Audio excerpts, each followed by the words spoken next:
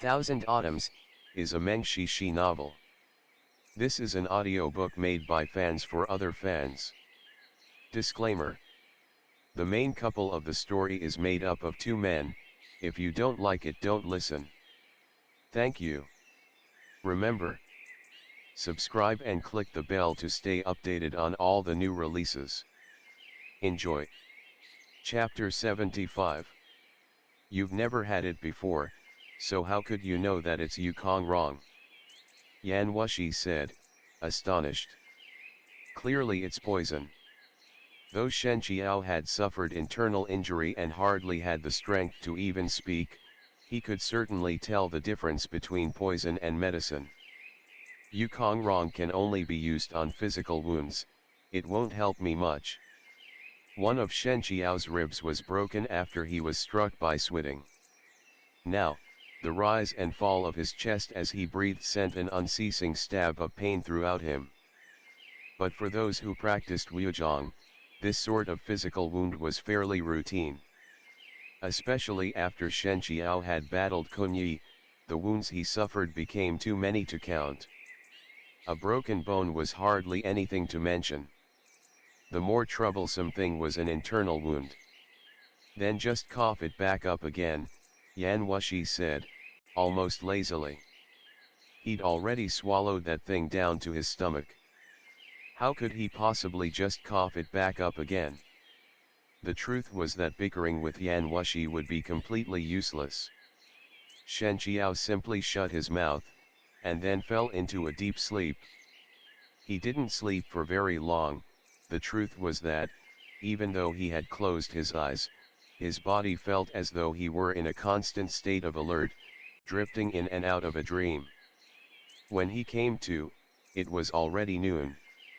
When he looked around, he noticed that Yan Wushi had disappeared. Yan Wushi left on his own. This was the first thought to come from Shen Qiao's mind. He made an effort to sit up, resting his back against the stone walls in such a way that he would not further irritate his wounds. The moist vines from above hung over him. Droplets of dew rolled down his forehead, bringing an ice-cold sensation. The pain in his chest from earlier had become a dull pain. It was clear that the Yukong Rong had some effect on him. Shen Qiao sat down cross-legged, circulating qi throughout his body to heal it. After one full revolution, the true qi in his body flowed through every part of him, carrying a warm, numbing sensation to each of his limbs. Even the internal injury he had sustained earlier had improved somewhat as a result. Just as he opened his eyes, he could hear footsteps against the narrow road by the mouth of the cave. Shen Qiao didn't stand, because he could already determine the person's identity from the sound and rhythm of each step. Ever since his vision had been damaged, he had intentionally put more effort into training his hearing, even going as far as to recognize the subtle differences in the steps of each person. With each passing day, his hearing had become decently sharper than that of those who practiced Wuzhong. Sure enough, Yan Wushi came into view with a skewer of sparrows. "You went out?"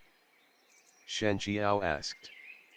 Yan Wushi responded with an N, "Lend me your Shan He Tong Bei sword for a second." Shen Qiao naturally did not think that Yan Wushi was going to kill him with his own sword, so he handed over the sword that he had always kept close to him, asking, "Did you run into switting outside?" The moment he said this, he noticed that the man had taken his sword and begun to use the sword to shave off the feathers of the sparrows. "What are you doing?" Shen Qiao shouted furiously. Yan Wushi was somewhat taken aback. "Do you eat sparrows with their feathers on or something?" Blood rushed through Shen Qiao. He had nearly coughed up another mouthful of blood as he said, "That's the Shan He Tong Bei sword that Shizun gave me." Yan Wushi was completely calm in the face of Shen Qiao's rage. "Ah Qiao, what are you getting so anxious over? Careful, you'll cough up blood again. Qi Fenga is practically a god in your eyes, but the man had to eat food too, you know. If he had used his sword to shave or something, you wouldn't even know, would you? In the moment that he said all of this, the sparrows had been shaved clean of their feathers. It should have been difficult for Yan Wushi to use a long sword to do this, yet he handled it with ease, having used it as he would a dagger. He took the sword and washed it in the stream, clearing away the sparrow's feathers that dirted the surface, before sheathing it and giving it back to Shen Qiao. He used his cold hands to pat the other man's cheek. All right, all right. Chi Feng's been dead for so long, anyway. Even if you'd really used it to shave, it's not like he could suddenly show up and yell at you. The real sword is in your mind, not the one by your side. But only you would treasure it the way you do. Just look at Yui. I destroyed his Junzabuki sword, and he didn't say a word before getting a new one.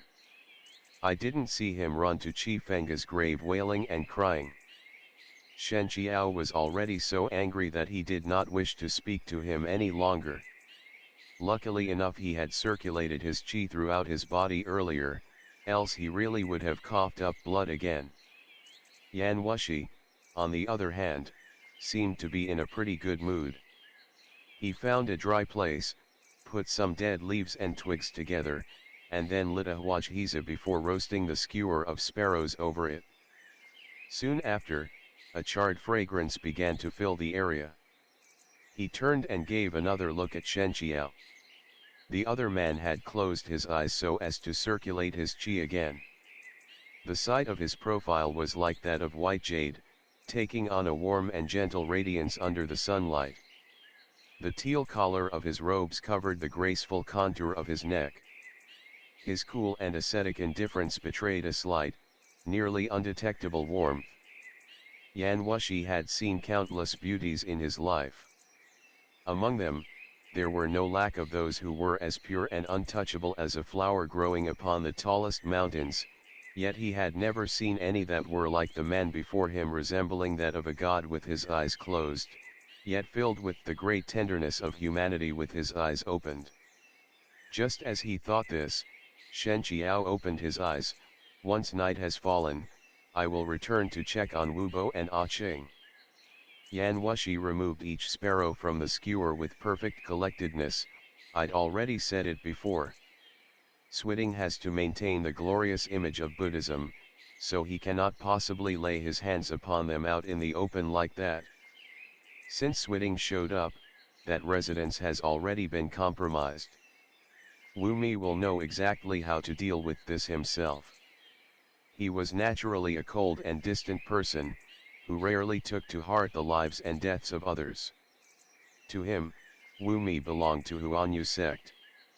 To die for Huanyu sect as Wu Mi's final task was only proper. Yan Wushi would certainly not have the slightest compassion for even Ah Ching.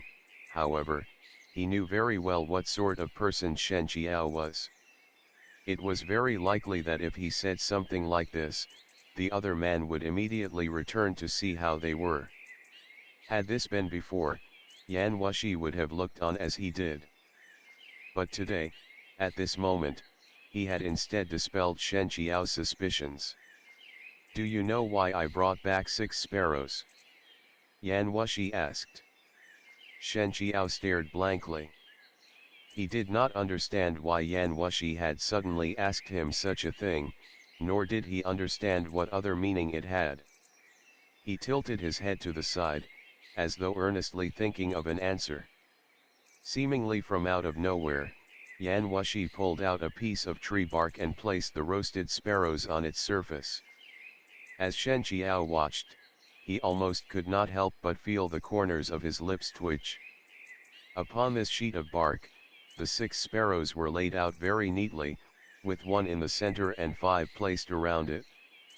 This dish is called plum blossom sparrows. Shen Qiao was silent.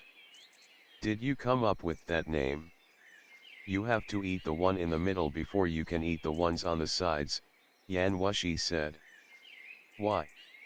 Shen Qiao asked. Because that way it can still look nice. If you eat the ones on the side, then the plum blossom won't be whole anymore, Yan Wushi said. Shen Qiao had nothing to say. He suspected that Yan Wushi's illness was flaring up again, and could not help but look at him for a good long time. But Yan Wushi's expression was completely calm and at ease. He even laughed at Shen Qiao's reaction and said, in a gentle voice, "Ah Qiao, do you really have the heart to waste this act of kindness of mine?" Shen Qiao had never expected the other man to thank him in any way for risking his life to save him. But this act of thanks, it's just too weird, isn't it? But with the way that Yan Wushi did things, Shen Qiao once more thought that if, next time, he made some sort of pear blossom sparrow or peach blossom sparrow, it wouldn't be especially surprising either. After all, most people didn't exactly stack up every single soybean on their plates when they ordered some at a restaurant when they were bored. He hesitated for a second, before finally taking the sparrow in the middle and taking a bite out of it. Except for the fact that it wasn't salted, the taste was not bad. "How are your wounds?" Shen Qiao asked. Yan Wushi smiled somewhat. "Wouldn't you be able to figure that out on your own?" Once he said this, he extended his hand towards Shen Qiao without the slightest hesitation. The ache-appointment of the wrist was one of the Mingmen, it didn't matter how powerful your Wuzhong was. If someone were to take hold of it, then it wouldn't be something you could take lightly. Had it been Xie Ling who had done this sort of action, then Shen Qiao would have found it strange, but Shen Qiao knew very well that this was not him. Shen Qiao repressed the peculiar feeling in his heart, before taking Yan Wushi's pulse. After a moment, he murmured, "There are some internal wounds, but they aren't serious. After resting for 1 or 2 days, you'll be all right. Within this mountain, it is cold and damp. It's unsuitable to stay in. Perhaps we will be all right for a day or two, but we can't remain here for long. Do you have any other plans?" "We'll first go to Hanzhong," Yan Wushi said, "and then head to Chang'an." Shen Qiao was taken aback. That way, it would just be walking themselves in a circle. "I had assumed you would go directly to Chang'an. Once you've entered Chang'an, you will have Huanyu Sect's power and the Emperor of Zhou's protection. Switing would not dare to take action against you." "If Switing caught news that I'm still alive," Yan Wushi said, "then if others haven't, they surely will in a few days' time. If you make the decision to return to Chang'an, others will also be able to predict it as well. There is only one road from here to Chang'an. If we were to take it, we would certainly run into countless obstacles and ambushes." Shen Qiao responded with an N. He had thought of this matter already as well. Yan Wushi sneered. "Did you really think that Switing and the rest only mean to kill me? Their true target is most likely the Emperor of Zhou," Shen Qiao said. "That's right," Yan Wushi said. "I'd said it once before. The Buddhists want to broaden their influence, and they can only do this through the means of a ruler. As a result, they absolutely cannot stain their hands with the crime of regicide. Otherwise, even without Yuanyang, it wouldn't matter who would take up the throne. They would not place the Buddhists in any important position. The same applies to Tuzhu, Liu Hebang, Fahing sect and all the rest. If they were to do such a thing, not only would their titles be illegitimately conferred, but they would run into trouble after trouble as a result. It wouldn't be as convenient as having someone close to Yuanyang laying their hands on him." Yan Wushi's words was like that of lightning, illuminating an area that Shen Qiao had yet to explore. "Empress Ashinashi is a person of Tuzhu. Look at that. A student worth teaching," Yan Wushi teased. "Ashinashi has been left to the side by Yuanyang for so long, as he doesn't trust her. Naturally she would want to help Duan Vinyang add fuel to the fire. As for the prince, he hates to work and prefers leisure. He spends his days entertaining himself and hardly thinking of progress. He too understands that if he doesn't take advantage of the fact that his old man hasn't yet the heart to remove him of his status and strike him down first, then there's a high chance that he won't be able to hold onto his title as prince. Shen Qiao was shocked by his words. After a moment, he said, "The prince is his son." He wouldn't. He barely said half of his sentence, but could not say any more. Shen Qiao had suddenly thought of Yui, and the affection he had towards him. It couldn't be any less than that of the prince and the emperor, could it? And yet the other man had poisoned him with Xiang Jianhuan without any mercy. Royal families were known for their ruthlessness. It wasn't beyond the prince to be able to commit patricide. Yan Wushi sighed. "Ah Qiao, you aren't stupid. You're just soft-hearted, and that's what holds you back.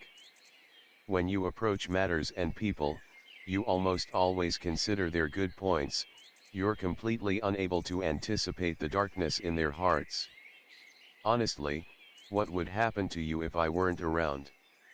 If you weren't around, my days would go 100 times smoother."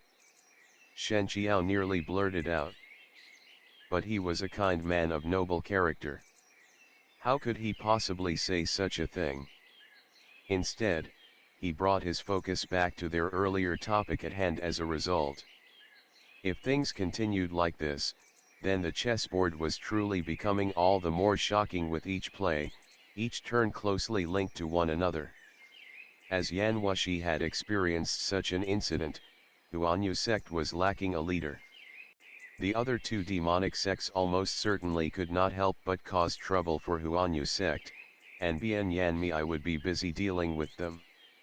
He would certainly be careless in watching over the Empress and the Prince Yuanyang's spouse, and his flesh and blood son. Bian Yanmei was incredibly skilled.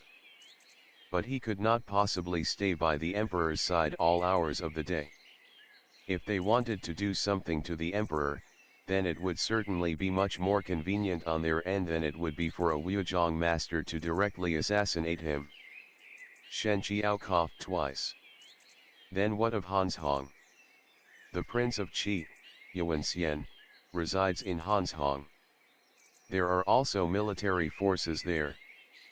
First, we'll go there and see what the situation is like, before heading to Chang'an. Shen Qiao understood. Yan Wushi believed that everything regarding Yuanyang led to disaster, so he needed to find a different way out.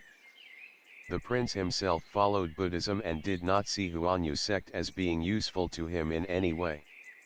Yan Wushi also looked down on the prince as well, which was why he would rather pledge his support to the Prince of Qi, Yuanxian. Before this, Huanyu sect had almost certainly put a lot of time and effort in Yuanxian. Switting believed that they would go to Chang'an. As a result, the others most likely thought so as well. It was very likely that no one would think that they would go to Hanzhong. The way that a crafty hare has 3 burrows, a sly person has more than one hideout. No one could be better than Yan Wushi at this sort of crooked and dishonest practice. Night came especially early in the mountains. As the sun set in the west, the dense foliage overhead had absorbed the last few rays of light. Within the cave, the firewood continued to crackle with light, finally dispelling the cold of the spring night. But Shen Qiao was not using Qigong to circulate his qi, rather, he was sleeping. After having battled Switting, he had sustained a number of non-trivial wounds. Even though he had the true qi of the Zuyang Ce to protect his body, he was still only human. The distance between his and Switting's levels was still quite great. His wounds would not be able to heal within only a day or two. That night, he even had a fever, his forehead was scalding hot, and he had drifted into a nightmare. His dream was grotesque in shape and filled with bizarre colors. Many different people appeared one after the other, Shen Qiao was so deeply stuck within his dream that he couldn't free himself from it. His dearest, most admired Shizun held up the Shan He Tongbei sword, matted with bird's feathers, and began to interrogate Shen Qiao, asking why he used the sword to shave the feathers of a bird, while Shen Qiao said, deeply indignant, Shizun, Yan Wushi did that. Qi Fengge pinched Shen Qiao's chin, and held the sword up to his face. Do you see what else is on here? Shen Qiao looked on with a dumbstruck expression, and realized that the sword had dark hairs on its body. He immediately said, Shizun, did you really use the Shan He Tongbei sword to shave your face? Nonsense! Qi Fengge shouted, angrily. Clearly, you took the sword your Shizun gave you and caused trouble with it. You'd even gone so far as to blame another person. I had just taught you the character for honest yesterday, yet today, you'd deliberately gone and misbehaved. Clearly you'll have to be punished. Your disciple was wrong. Shen Qiao responded without thinking, frightened to death. But Qi Fengge did not seem to hear him admit his wrongdoings. Instead, he had him lie down, and then took a large rock and placed it on top of him. If you know you've done wrong, then you must be punished. You'll stay here for a while. You will not be permitted to stand unless Shizun tells you. Shen Qiao did not know where his Shifu thought of such a strange punishment. He could only feel that his chest became so tight and filled with such pain from the weight that he could hardly breathe. He could only beg for mercy, Shizun, please take the rock off of me. But Qi Fengge pretended as if he did not hear a thing. Instead, he turned away and left, gradually becoming further and further away, until he disappeared without a trace. Your disciple was wrong, Shizun, please don't go. Shen Qiao's eyes were closed, with his brows knit tightly together, my chest hurts so much. Yan Wushi awoke to the sound of his murmurs. He sat by him and looked down. By the light of the fire, he could see the other man's tear-stained face. To think that he had actually cried as a result of his dream. Yan Wushi extended one hand to brush them away. They left his fingers moist. He had thought that these tears would have had some residual warmth, but instead, they were startlingly cold. To think that this man, showered with such love and adoration as a child, could have developed such a soft and tender heart as an adult. Yan Wushi had wanted to say something, but he heard begin to murmur about yet another dream, and suddenly uttered two words, Xieling. The words startled him. Suddenly, a strange mercilessness rose up from within him, as though a mask had been suddenly split open. And so quickly dozens of emotions flashed across his face, some that were brutal, others disaffected, and some even gentle. It was as though countless different faces were fighting one another at the same time to take control, the sight of which would have left someone trembling in fear. The true qi within his body had begun to surge chaotically within him. It was so much like all of those times before, when he had nearly entered qi deviation. This was but a symptom of what was to come. Yan Wushi suddenly shut his eyes. After a long moment, he opened them. He extended one hand to slowly stroke Shen Qiao's face, before meandering further down, so as to support the back of his neck and draw him upwards. And then, he bent down to take every word of his soft, incessant murmurs into his mouth. End of the chapter. Stay tuned for more BL.